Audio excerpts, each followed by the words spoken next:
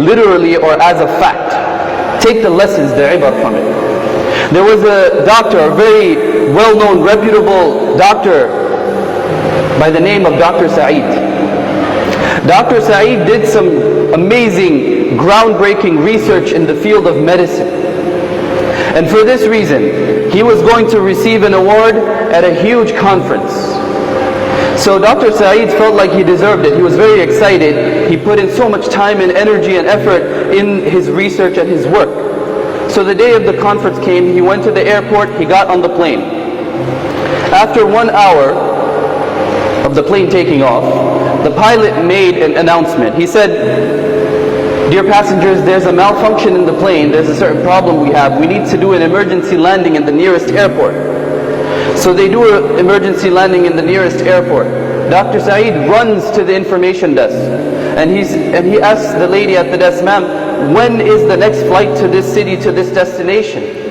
She said, "It's 16 hours later. The next flight to your destination is 16 hours later." So he said, "Well, I have to attend this conference, and by that time I'm going to miss it. I'm going to miss my conference. So what other suggestions do you have?" She said, "Well, the best thing I can suggest right now, since you're really short on time, is that you rent a car and you drive to this destination. It's only 3 hours driving distance."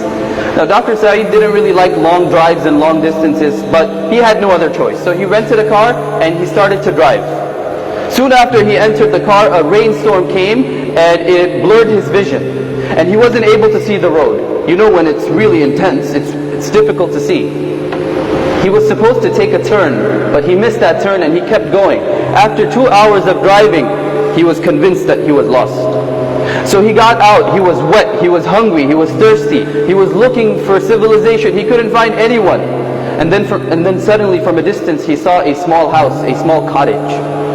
He approached the cottage, knocked on the door. A short elderly lady opened the door. And he said, "Ma'am, could I please use your telephone? I need to make an emergency phone call." She said that, "Well, I don't have any electricity, I don't have any telephone, but you're welcome to come in, dry up, have some refreshments, some food and some tea." So he accepts her offer, he goes inside the house and he dries up and he is sipping some tea. She excuses herself because she was in the middle of prayer, of salat. So she is continuing her prayer. And she's offering salat after salat after salat. 2 rak'ah, 2 rak'ah, 2 rak'ah. And next to her was a little baby on a crib, a little baby cradle. So every now and then she would gently rock on the crib, on the cradle, to quiet the baby. And the doctor noticed that every time this lady was in sujood, she was making a lot of dua. So after one of her prayers, the doctor managed to ask her, "Ma'am, it seems like you're making a lot of dua in sujood. Is there anything I could help you with?" So she smiles and says, "You see, all of my du'as have been accepted. There's just one dua that needs to be accepted. And I am making that dua in sujood."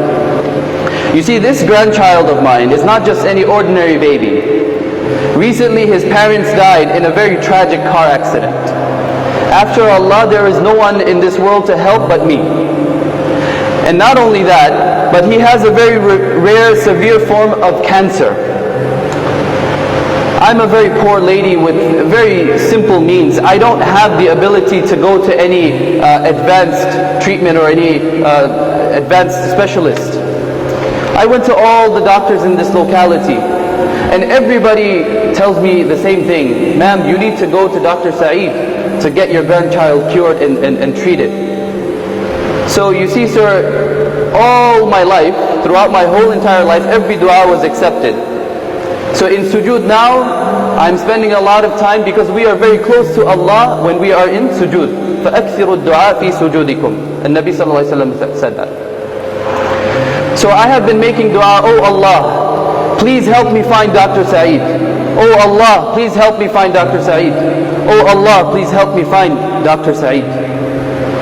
Little did she know that the very Dr. Saeed she was making dua for is sitting in her own very house.